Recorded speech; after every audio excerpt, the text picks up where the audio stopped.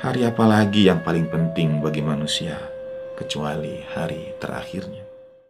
Tidaklah minuman ditawarkan kepadanya kecuali ia menangis karenanya. Dan setahun sekali kusiapkan ia untuk majelis Imam Hussein alaihissalam. Tolong Syekh, jangan kau ambil kesempatanku ini. Sahabat, kenanglah derita berat yang kini menyesakan ruang batinmu, meremuk reda, hancurkan mimpi,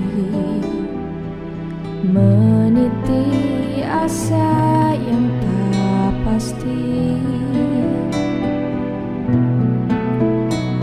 Keluh terdengar rintihan semakin menjadi, seolah diri berat diuji, menelan kelak, keluh tak berperi, lupa akan nikmat ilahi. Kenanglah Al-Husain, derita sebagai tanda cinta. Ya Husain, ya Husain,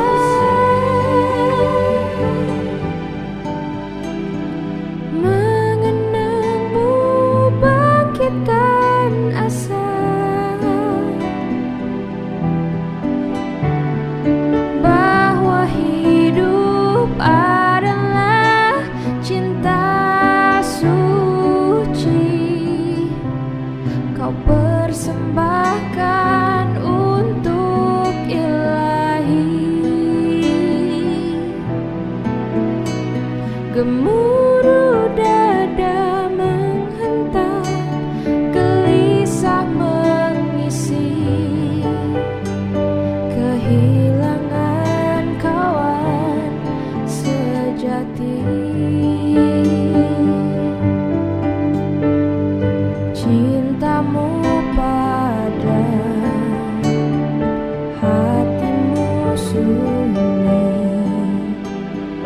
hilang semua harga diri. Sahabat, mesikah batinmu merantai sepi, setelah Al-Husain kau tangisi. Wajahmu muram, merenung diri, adakah cinta yang kau beri? Kenanglah Al-Husain, derita sebagai tanda cinta, bahwa hidup adalah cinta suci. Kau persembahkan untuk ilahi. Kau persembahkan untuk ilahi.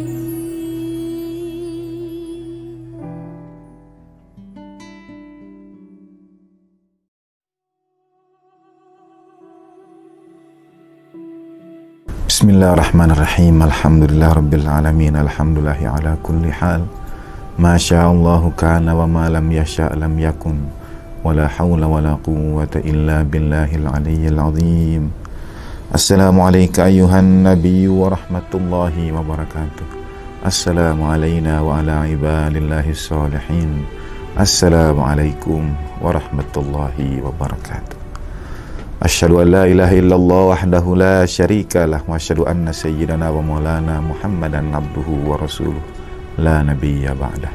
Allahumma salli wa sallim wa barik ala sayyidina Muhammad wa ali sayyidina Muhammad wa ajil farajahum warzuqna fid dunya ziyaratahum wa fil akhirati syafa'atahum.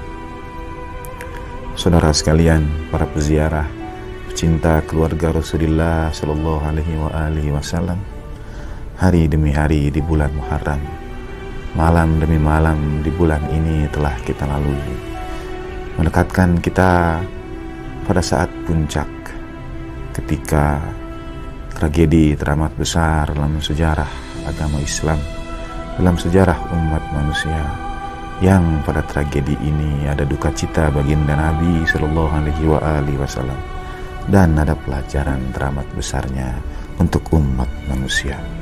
Gugurnya Sayyidina Husain bin Ali bin Abi Thalib alaihi salatu wassalam, dan keluarga dan para sahabat yang setia di padang Karbala. Kita ikuti perjalanan Imam Husain alaihi salatu wassalam hari demi hari itu, berharap untuk dapat menghadirkan keseharian Imam Husain alaihissalam pada hari-hari di bulan Muharram kita, meskipun hanya sepercik kecil saja, meskipun hanya seumpama jari kita yang kita celupkan pada samudra lalu menetes setetes air, meskipun hanya sepercik itu, kita berharap tetesan itu akan bergabung dengan tetesan-tetesan sepanjang sejarah yang dialirkan dalam kecintaan kepada Imam Husain, dalam kecintaan kepada keluarga Rasulullah Sallallahu Alaihi Wasallam. Apa yang terjadi pada 8 Muharram kemarin? Aliran air itu ditutup, musuh tidak memberikan air minum untuk keluarga Rasulullah Sallallahu Alaihi Wasallam. Sehari semalam mereka kehausan. Tangis anak-anak kecil mulai terdengar. Perempuan bertanya kepada laki-laki yang ada di sekitaran mereka, tetapi mereka semua tahu musuhlah yang menutup aliran air itu untuk mereka. Masihkah ada kantung-kantung air tersedia untuk anak-anak dan perempuan? Seorang di antara sahabat Imam Husain alaihissalam, dan izinkan saya untuk membacanya dari riwayat tentang apa yang terjadi pada tanggal 8 di bulan Muharram. Seorang sahabat Imam Husain alaihissalam bernama Yazid ibn Husain al-Hamadani, orang Hamadan yang berada di daerah Iran sekarang ini. Seorang sahabat Imam Husain alaihissalam bernama Yazid ibni Husain al-Hamadani yang terkenal karena ibadahnya, karena zuhudnya, karena kesalehannya, karena akhlaknya yang baik. Ia mohon izin untuk menemui Imam alaihissalatu wassalam, dan kepada Imam yang mohon izin, Imam, izinkan aku untuk bertemu dengan Umar ibn Sa'ad, dan izinkan aku untuk berbicara dengannya agar ia mengizinkan air untuk diantarkan bagi anak-anak, bagi mereka yang membutuhkannya di tengah-tengah kita. Imam alaihissalam menjawab singkat saja, ikhtiarnya ada padamu. Imam berikan kepada Yazid ibni Husain pilihan.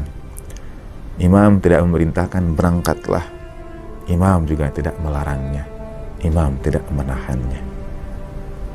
Di sini kita belajar bagaimana ada izzah yang dijaga, ada kemuliaan yang dipelihara. Musuh menahan air, tentu anak-anak kehausan, tetapi itulah yang diinginkan oleh musuh, agar pasukan Imam Hussein alaihissalam datang menemui pimpinan pasukan waktu itu, Umar ibn Sa'ad, lalu meminta agar Umar ibn Sa'ad mengizinkan kafilah Imam Hussein alaihissalam mengambil air dari sungai Furat itu. Imam menjawab, pilihannya ada padamu. Lalu Yazid ibn Husain berangkat ke tenda Umar ibn Sa'ad. Ia melewati pasukan, menyampaikan maksudnya, dan begitu masuk ke tenda Umar ibn Sa'ad, ia sama sekali tidak mengucapkan salam.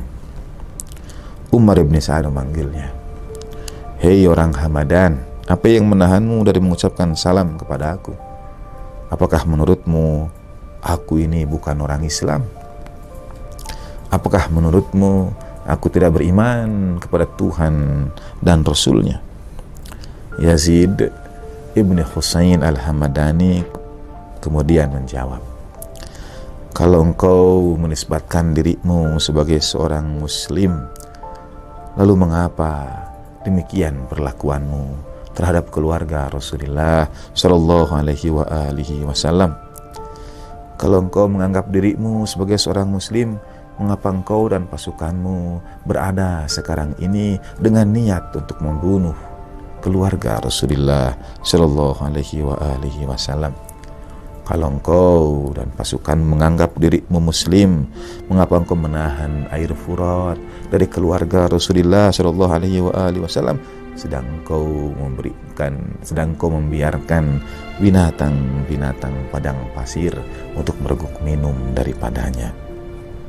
Kalau engkau memang seorang muslim, mengapa engkau biarkan anak-anak keluarga Rasulullah Shallallahu Alaihi Wasallam menangis kehausan? Dengan Imam Hussein alaihissalam juga dengan percakapan bersama Yazid ibn Husain al-Hamadani ini seakan-akan mencari pembenaran dari apa yang dilakukannya. Ia seakan-akan mengatakan, aku terpaksa melakukan ini, keterpaksaan. Dalam keseharian kita juga tidak jarang manusia sebagaimana dinisbatkan dalam Al-Quran, a'udzubillahi minasyaitonirrajim, innal insana aktsara syai'in jadala. Sungguhnya manusia itu adalah makhluk yang paling banyak berjidal. Dalam terjemahan biasanya kata jidal ini diterjemahkan dengan paling banyak berbantah-bantahan. Tapi kita tidak menemukan yang demikian terjadi dalam keseharian. Satu di antara penafsiran terhadap ayat itu adalah manusia paling banyak membantah apa yang terjadi pada dirinya sendiri. Manusia paling banyak mendebat, menjidal, mencari pembenaran dari dosa yang ia lakukan.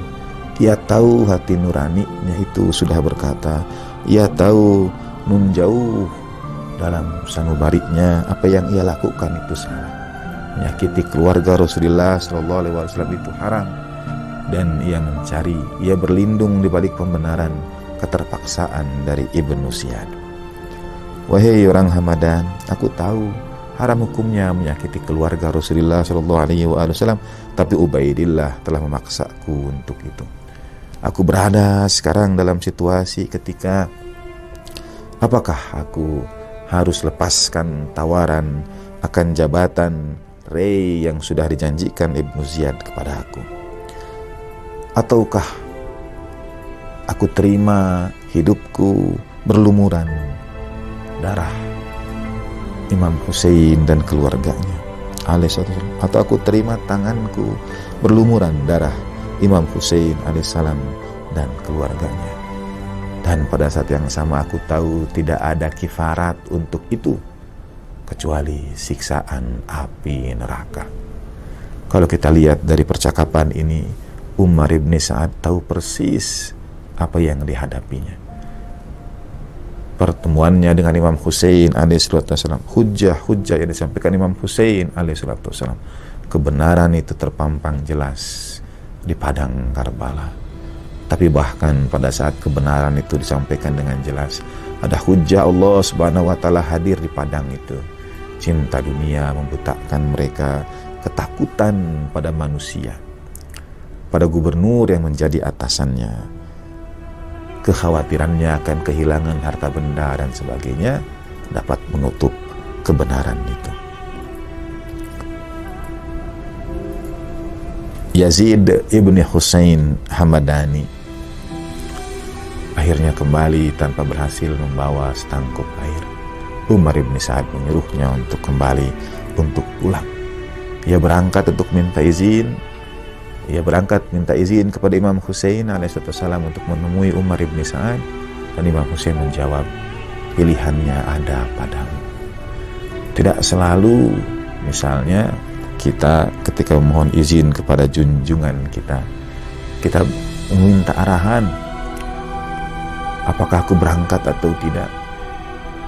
Tetapi dari Imam Husain alaihissalam bisa saja menyampaikan, aku tidak mengizinkanmu. Tetapi Imam tahu bahwa niat Yazid ibn Husain itu adalah demi anak-anak yang kehausan itu, demi tangis mereka di tenda-tenda itu. Dan Imam menjawab, ikhtiarnya ada padamu. Kita melihat kepatuhan, kesetiaan, pada saat yang sama nurani kemanusiaan itu hadir di Karbala. 8 Muharram, 50 tahun setelah wafat Rasulullah SAW. 2 hari sudah keluarga Rasulullah SAW tanpa air minum. Berapa lamakah saudara dapat bertahan tanpa air minum? 8 Muharram, 50 tahun setelah wafat Rasulullah SAW. Apa yang terjadi di tenda-tenda keluarga Rasulullah?